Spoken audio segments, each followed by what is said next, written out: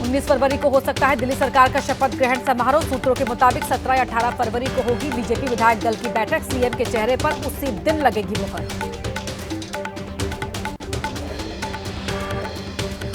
महाराष्ट्र के सीएम देवेंद्र फडणवीस और आला अधिकारियों के साथ दिल्ली में गृह मंत्री अमित शाह ने की बैठक। महाराष्ट्र में नए आपराधिक कानूनों के कार्यान्वयन की हुई समीक्षा।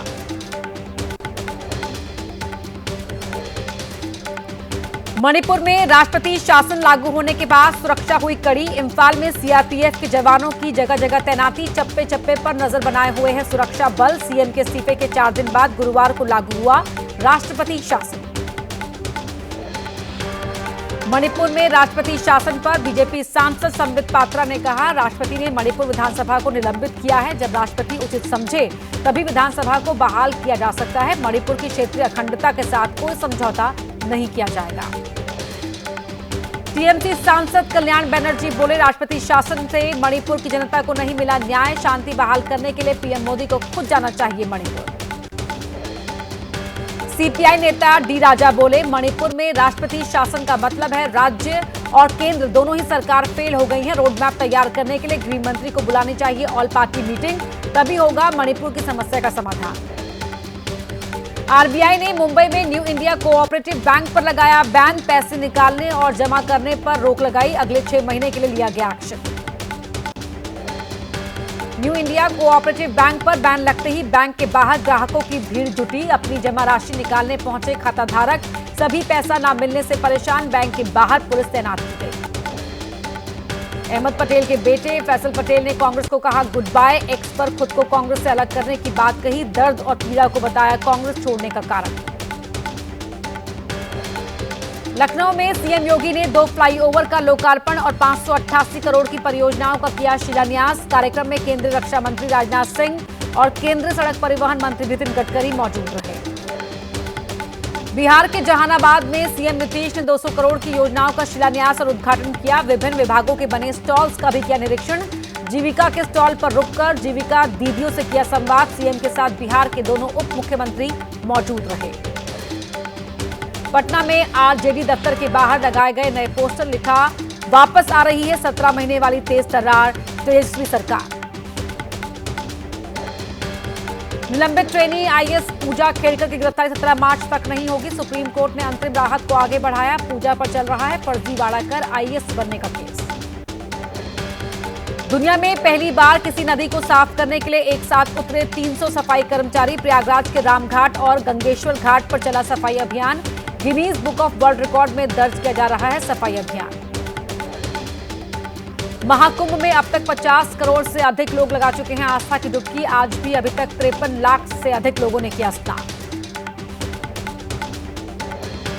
प्रयागराज महाकुंभ में यातायात व्यवस्था को लेकर सीएम योगी सख्त। वरिष्ठ अधिकारियों को जाम खुलवाने के दिए निर्देश। आसपास के जिलों में महाकुंभ की वजह से लग रहा है जाम, उस पर भी अधिकारियों की तय होगी जवाबदेही।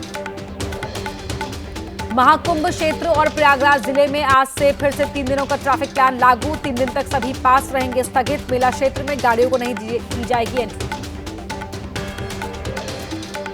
यूपी के फतेहपुर में कानपुर प्रयागराज रूट पर करीब 8 घंटे से लगा हुआ है जाम। हजारों की संख्या में पहुंची गाड़ियों ने सड़कों को किया जाम। एसपी खुद जाम खुलवाते हुए आए नजर।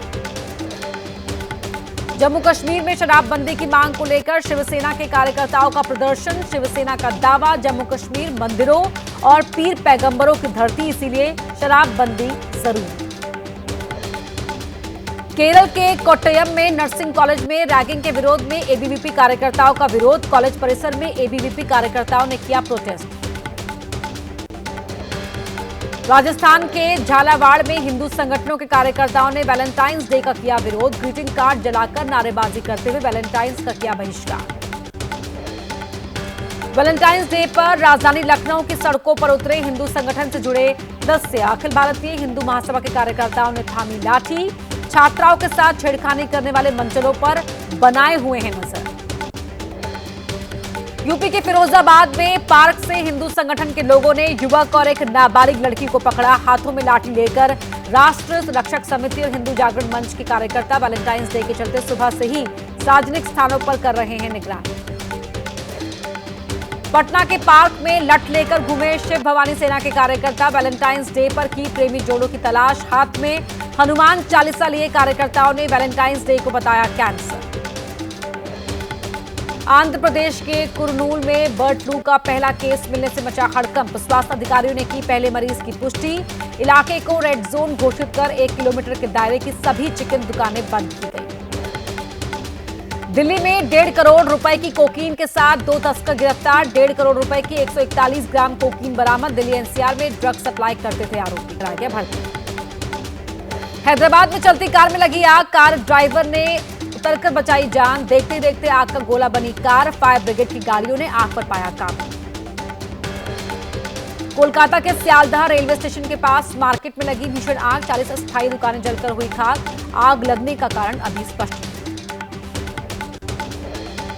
मध्य प्रदेश के दमोह में एथेनॉल से भरा टैंकर पलटा। टैंकर में केमिकल होने की वजह से प्रशासन ने हाईवे पर आवाजाही पर रोक लगाई। सड़क की दोनों ही ओर लगी गाड़ियों और ट्रकों की लंबी लाइन।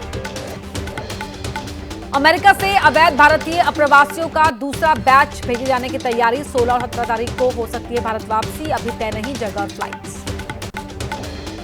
पंजाब के वित्त मंत्री हरपाल चीमा ने किया सवाल, अमेरिका से डिपोर्ट किए जा रहे भारतीयों को अमृतसर ही क्यों उतारा जा रहा है, ये अहमदाबाद क्यों नहीं उतर रहे। इंडिया एनर्जी वीक का आज आखिरी दिन। एनर्जी सेक्टर की कई निजी कंपनियां ग्रोथ के लिए इन्वेस्टर्स को ज्यादा और बेहतर रिटर्न पर कर रही हैं फोकस।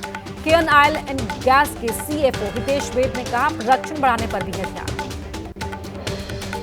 हाइड्रोजन स्टोरेज और ट्रांसपोर्टेशन के लिए 2 बड़ी कंपनीज के साथ हुआ एमओयू। ओसवाल एनर्जीज और यूएस की कंपनी सिंक्लेयर एक साथ आई। हाइड्रोजन की बढ़ती कीमत को बताया challenge. GAIL business development director RK Singhal ने कहा, उनकी कंपनी का बिजनेस है एनवायरमेंट फ्रेंडली। कंपनी मुहैया कराती है प्रदूषण मुक्त एनर्जी। अमेरिका से दिल्ली के लिए रवाना हुए प्रधानमंत्री मोदी। विदेश सचिव विक्रम मिस्त्री ने कहा, पीएम मोदी का अमेरिका दौरा सफल रहा।